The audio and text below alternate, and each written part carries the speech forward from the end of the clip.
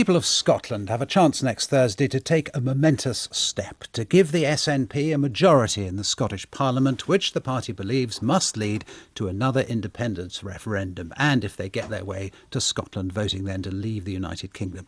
It's a moment of opportunity for those who want it to happen. But for the Scottish people, there's a focus once again, on some of the details of what independence might involve. Only this morning, the boss of NatWest, formerly the Royal Bank of Scotland, is warning that her bank could not be based in Scotland. Its headquarters would have to leave if the people voted yes. There are also fears in NATO about the future of British nuclear weapons. How quickly could they be moved, and with what disruption to the alliance? We have been speaking to the leaders of all the main political parties in Scotland, and today we can hear from the First Minister and SNP leader Nicola Sturgeon, who is on the line. Good morning to you. Good morning, Justin. What do you make of NatWest?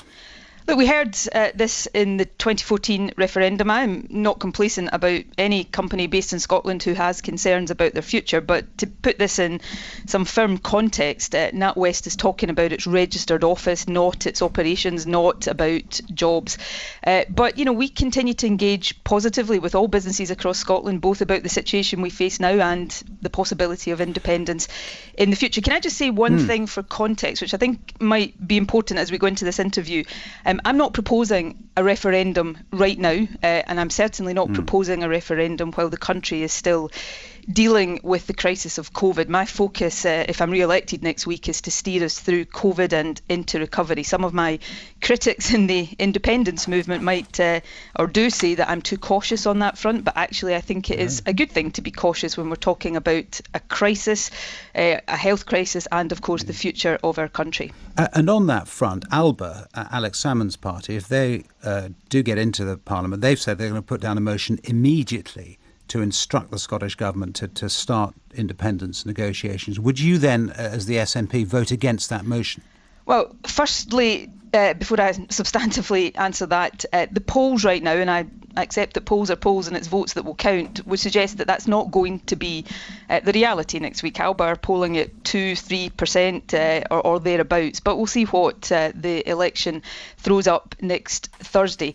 But my immediate focus, if I'm re-elected next Thursday, is to get back to work to continue to steer this country through COVID. So you'd vote against Alba if they suggested that? I don't believe we should propose a referendum right at this moment. I'm a lifelong believer in independence. I want Scotland to be independent, but firstly we've got to steer the country through the crisis, and of course we've got to build the majority for independence through patient persuasion, and people who are serious about achieving independence, I think, understand that. And I actually think talk of supermajorities and gaming the system and trying to bulldoze our way to independence almost regardless of the state of public opinion, it risks putting those that we need to persuade of the case for independence off rather than pulling them towards us. OK, so that's very clear. So if Alba were to put down that motion, you would instruct the SNP to vote against it. Can I turn back then to the NatWest? Do you accept the case that is being made, the fundamental case, which is, to put it bluntly, if a bank of that size went bust, Scotland would not be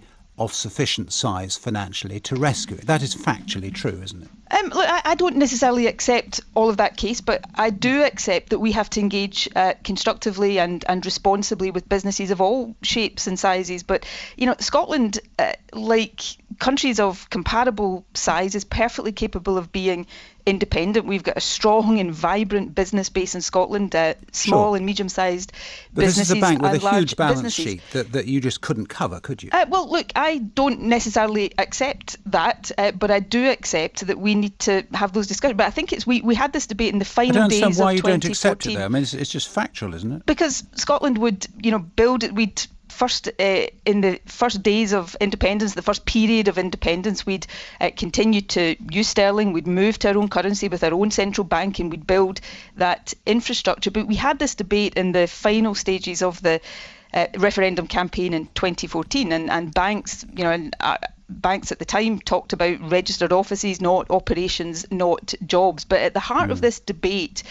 is, for those who are against independence, is this ridiculous notion that somehow uniquely amongst countries of our size in the world, Scotland is incapable of being independent. And I don't accept that. Scotland would be a thriving, prosperous, successful, independent country. Could Scotland continue with quantitative easing, this almost a counting trick, isn't it, really, that has kept us afloat as a country, and indeed is keeping other countries afloat as well, whereby the central bank buys back government bonds.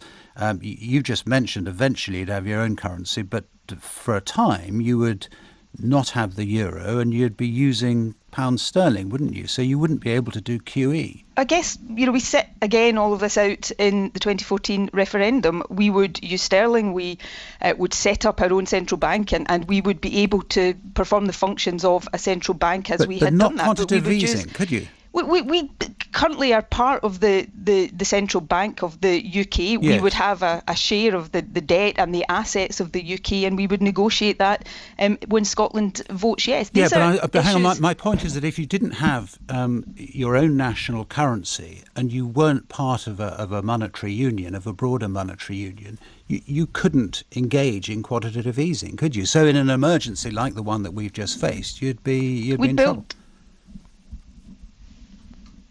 Sorry, I've lost sound. Sorry, Can you hear me still, Sorry. Sturgeon? Hello. Hold on just 1 second. No, it would seem. Hello. I can certainly hear you. I can hear you again. Oh, now. good. We're there. Sorry. So, I was talking about whether or not, actually, technically, it would be a fact, wouldn't it, that if we faced another huge emergency like the one we just have faced, quantitative easing would not be available to you. We would, in the transition period, we would set up the infrastructure of a central bank. We would be within sterling until we did that, and we would have the ability to exercise those functions of an independent country. But look, we will set out, as we did in 2014, we will set out all of the case for independence as we come to ask people to make that choice, yes or no, to independence.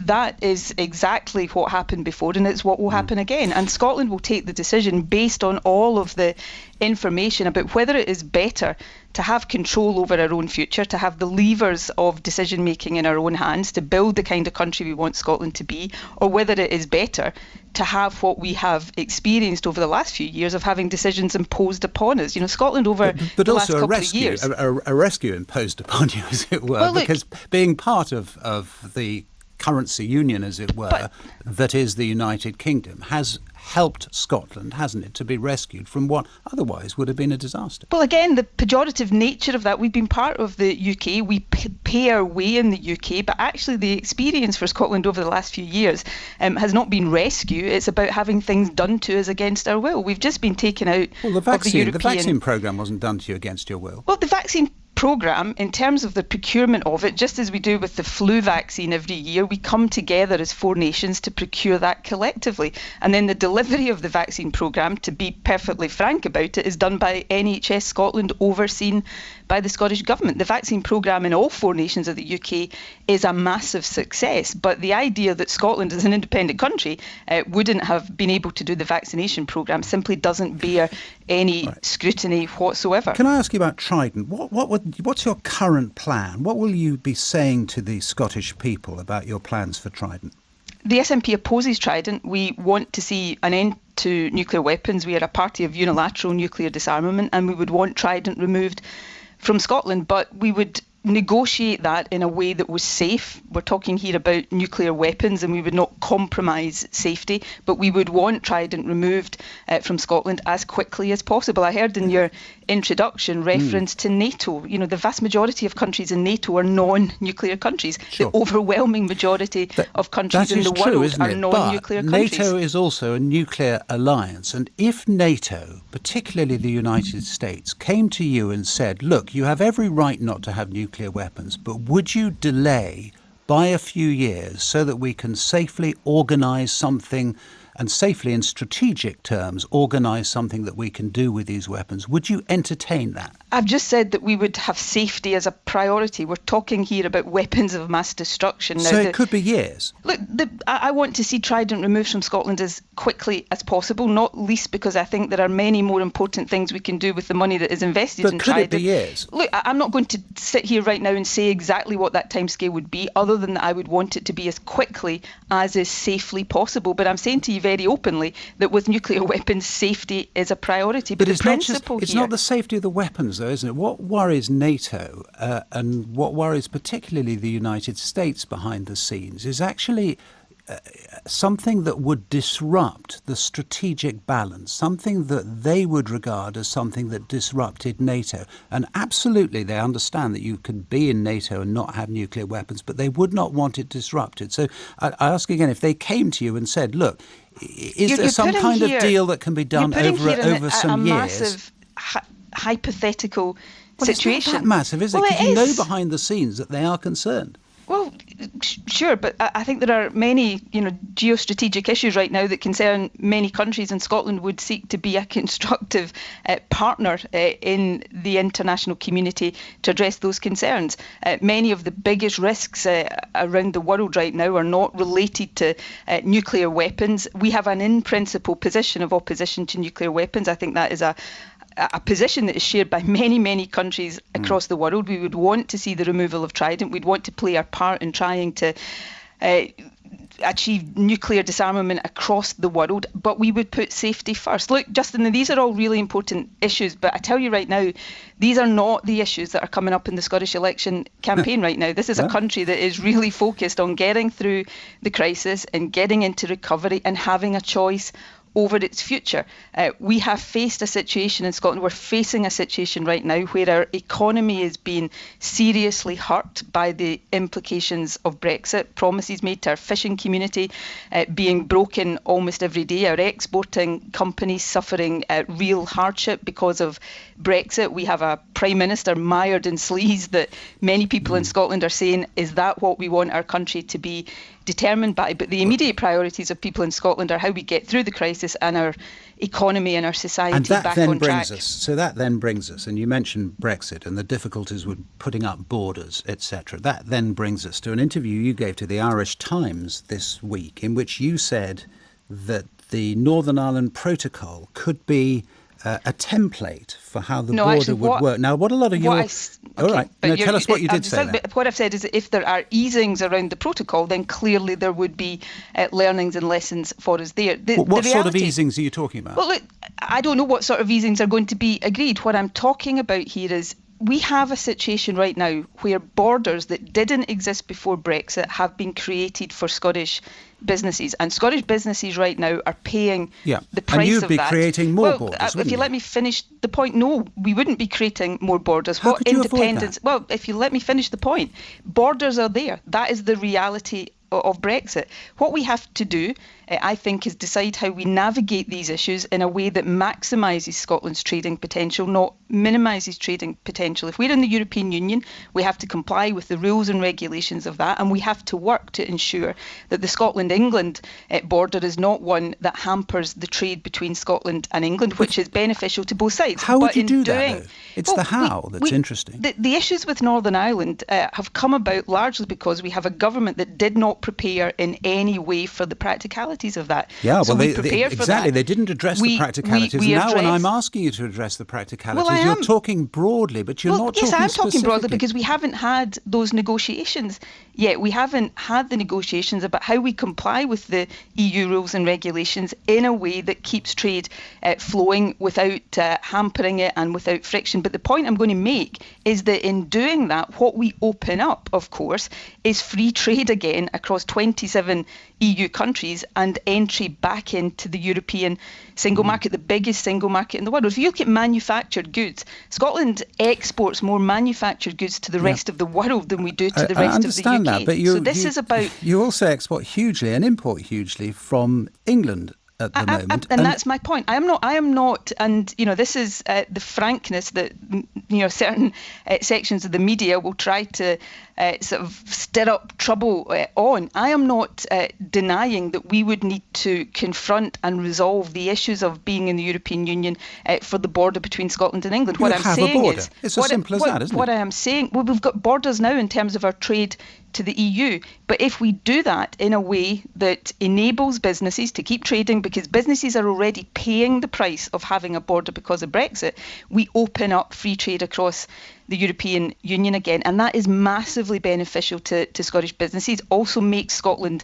more attractive again in terms of inward investment to secure that access to the single market, and of course for people, because we're talking here about goods and services, for people, because nobody with any shred of credibility suggests Scotland would not continue to be in the common travel area.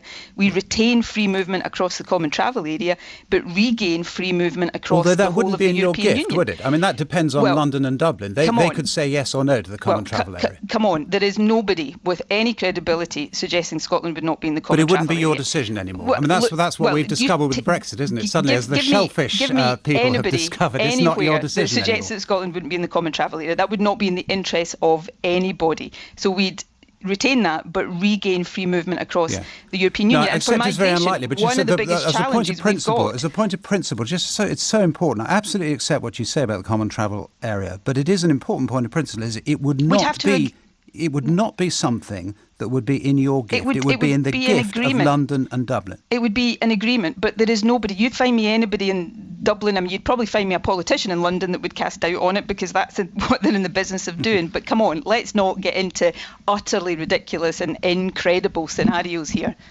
Nicola Sturgeon, thank you very much for talking to us.